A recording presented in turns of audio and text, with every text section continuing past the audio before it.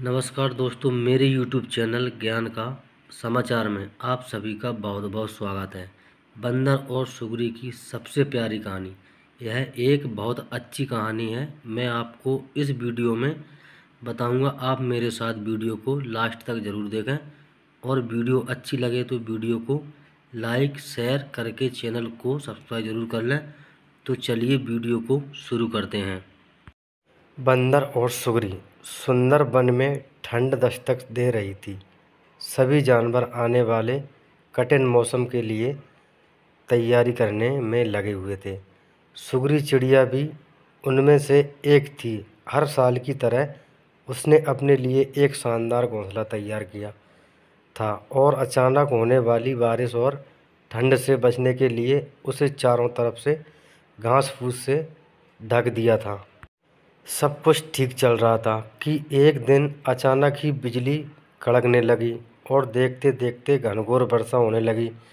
बेमौसम आई बारिश में ठंड भी बढ़ गई और सभी जानवर अपने अपने घरों की तरफ भागने लगे। सुगरी भी तेजी दिखाते हुए अपने घोंसले में वापस आ गई और आराम करने लगी। उसे आए सभी कुछ ही वक्त बीता था कि एक बंदर खुद को बचाने के लिए पेड़ के नीचे आ पहुंचा। सुगरी ने बंदर को देखते ही कहा, तुम इतने होशियार बने फिरते हो तो भला ऐसे मौसम से बचने के लिए घर क्यों नहीं बनाया। यह सुनकर बंदर को गुस्सा आया, लेकिन वह चुप ही रहा और पेड़ की आड़ में खुद को बचाने का प्रयास करने लगा। थोड़ी देर शांत रहने के बाद सुगरी फिर बोली, पूरी गर्मी इधर उधर आलस में बिता दी। अच्छा होता अपने लिए एक घर बना लेते। यह सुन बंदर ने गुस्से में कहा, तुम अपने से मतलब रखो, मेरी चिंता छोड़ दो। सुगरी शांत हो गई। बारिश रुकने का नाम नहीं ले रही थी और हवाएं भी तेज चल रही थीं। बेचारा बंदर ठंड से काँप रहा था और खुद को ढकने की भरकस कोशिश कर रहा था, पर सुगरी ने तो मानो उसे छेड़ने की कसम खा रखी थी। वह फिर बोली, काश कि तुमने थोड़ी अकल दिखाई होती तो आज इस हालत। सुगरी ने अभी अपनी बात खत्म भी नहीं की थी कि बंदर बौखलाते हुए बोला, एकदम चुप, अपना ये बार बार फुसफुसाना बंद कर दो।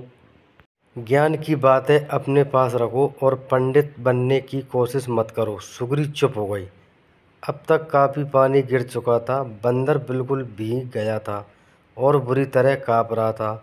इतने में सुगरी से रहा नहीं गया और वो फिर बोली, कम से कम अब घर बनाना सीख लेना। इतना सुनते ही बंदर तुरंत पेड़ पर चढ़ने लगा।